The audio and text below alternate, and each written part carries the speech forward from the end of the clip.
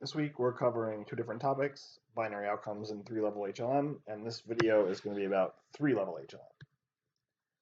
So in three-level HLM and higher, we don't just have level 1 units clustered within level 2 units, but we also have those level 2 units clustered within a higher level unit. A common scenario that might call for three-level HLM would be repeated observations that are from individual students, and then those students also being nested within a certain subset of schools. So today we're going to consider an example that matches this structure. So we're going to be looking at data in which students were measured on math problem solving skills on 7 different occasions. And the students were nested within 33 different schools, and these schools were assigned to either a treatment or a control curriculum. We also can include covariates for whether the students received school lunch assistance and their standardized math scores from the previous year. So our variables are going to be problem solving, time, treatment, lunch assistance, and past standardized math score. Let's stop and think what level each variable is at. So what do we think? Which level is each variable here? Level 1, level 2, or level 3? So problem solving, which is our outcome, always at level 1. Remember in HLM, our outcome variable is always level 1. So time is also going to be level 1 in this case because each student has multiple repeated observations. Treatment's going to be level 3 because it's at the school level, and the school is the highest level. Lunch assistance is going to be at level 2 because it varies across students but not within students. And same thing with past standardized math scores. So these two variables don't have any within student variability. There's no repeated observations for students, but they are different for each student. So they're at level 2, not level 3 or level 1. So we always want to check our ICCS. There's a little wrinkle in three-level HLM in that we now have 3 different variance components. We have our normal level 1 and level 2, but note that level 2 now gets an extra subscript, and level 3 is our new term. So we also can decompose our ICC at the 2 levels for any level 3 variables. So we can have the level 2 ICC, which is the level 2 variance divided by the sum of all the variances. And then we have the level 3 variance, which is the level 3 variance divided by the sum of all the variances. So the easiest way to specify nested grouping structures is to use the slash, where you have the level 2 factor first and then the level 3 factor second. I'm sorry, I got that backwards. This should be the level 3 factor and then the level 2 factor. I will fix that. But the highest level first and the lower level second. And so we can use this syntax to fit an unconditional model. So here you note that we have school and then student, and then we can fit this as an unconditional model with no predictors on our outcome variable. And we get our table here. So we get our school level, our student level intercept. So this is school nested, or student nested within school. Then we get the highest level intercept here, and then we get our residual. And we can plug these into our formula to get our 2 different ICCs. So we get our student level variance here. So that's this 92.83. Plug that in up here, divide by the total. Same thing with our level 3 variance, which is 38.59. Again, we get our total. And so we can do this using the ICC function as well. We just have to specify this extra argument that says by group equals true. So we won't go through each individual ICC or the steps to calculate each one to save time, but let's just think about how we could do a couple more. So standardized math is a continuous level 2. How would we do that? How would we do lunch assistance? This is a binary level 2. So this is something that we looked at in the binary outcomes video as well. And then finally, what about treatment condition, which is level 3? So for level 2, since they don't have any level 1 variance, we only need to worry about 2 levels of variance. We simply fit a 2-level unconditional model where we have school as the grouping variable because there's no variability within students. And remember, we always use, even though this is a predictor variable, to check the ICC of this variable, we always use it as the outcome. And I didn't go through all the steps here. I just used the ICC function to get our ICC.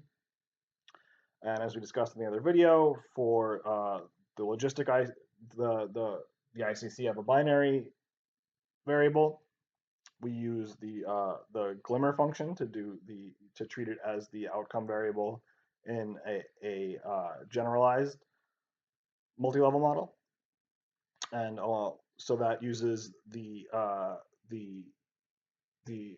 constant pi squared divided by 3 instead of the sigma epsilon squared, but we get our ICC here.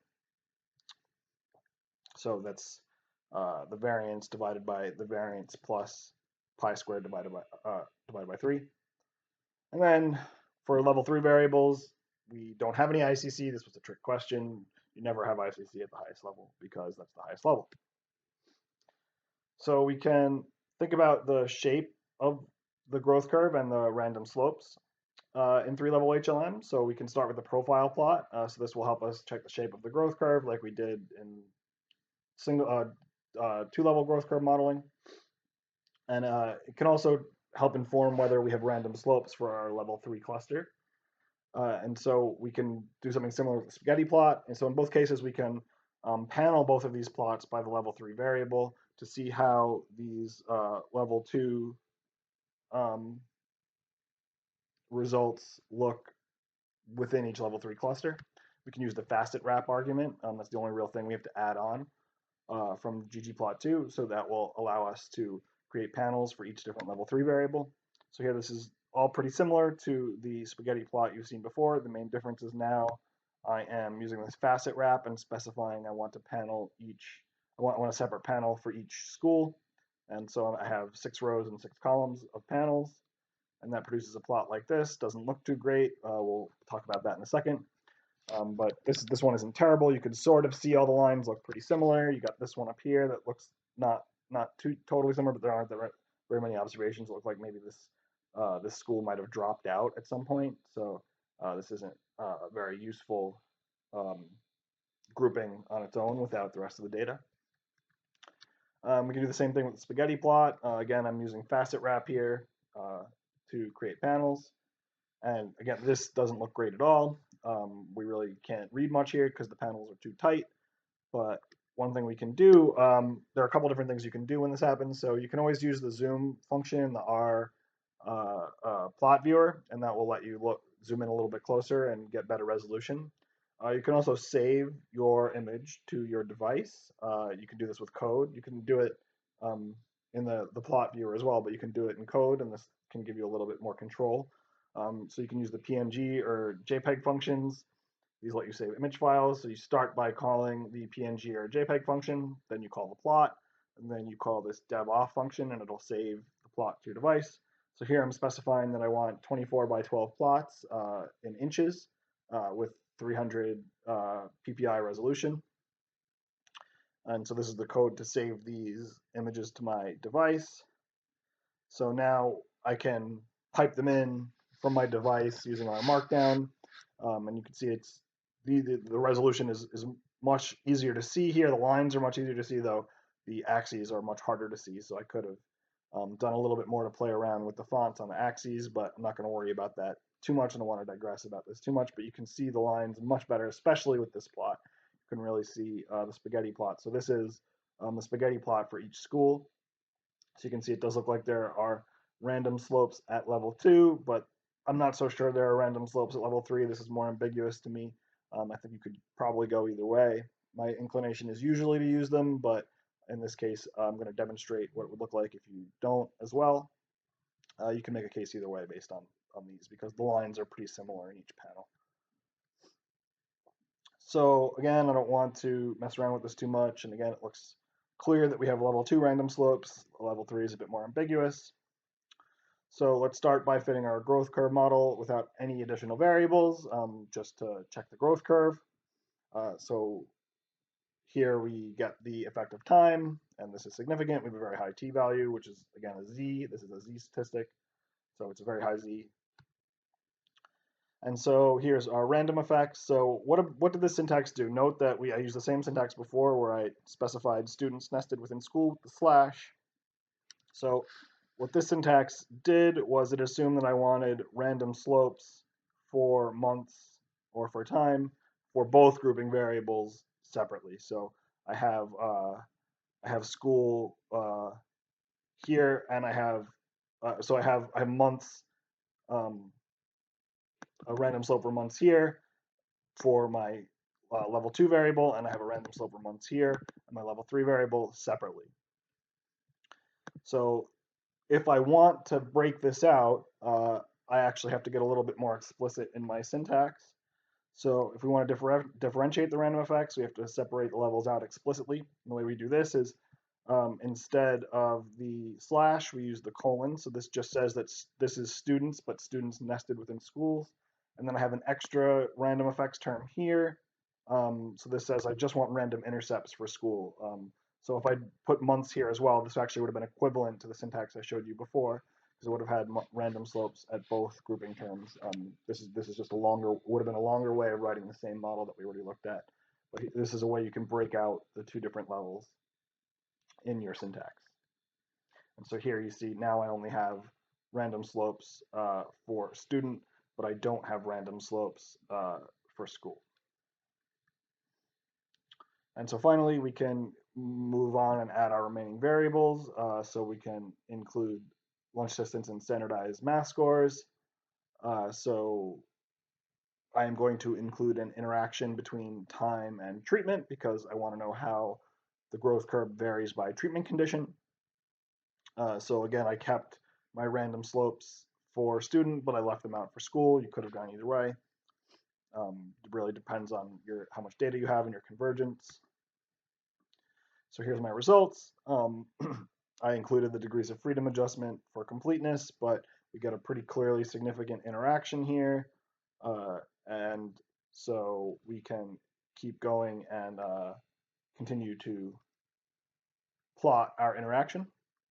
So here's the simple slopes plot. So we see that problem solving seems to increase at a greater rate in the treatment condition than in the control condition. So it seems like this treatment for improving math skills was successful. And what about a JN plot? Should we do one? Why or why not? We can, but I don't find it particularly informative in this case. They're really only sensible in my mind for continuous moderators, but we can do it and see what happens, and it actually might help us understand the JN plot a little bit better to do so. So here's our JN plot, and this looks like pretty much any other JN plot we've had. We have our range of observed data down here, and we have our our slope of slopes. So what this is showing us is that the range of observed values are between 0 and 1. And in fact, because our moderator is binary, they're actually either 0 or 1, not just between 0 and 1. So what this is saying is that when the y coordinate when x equals 1 is the value of the simple slope coefficient for time in the treatment condition, and likewise the y coordinate when x equals 0 is the value of the simple slope for time in the control condition. So we can add some reference lines to see what this looks like and to demonstrate this. So the simple slope in the treatment condition will be the sum of the moderation effect plus the effect of time.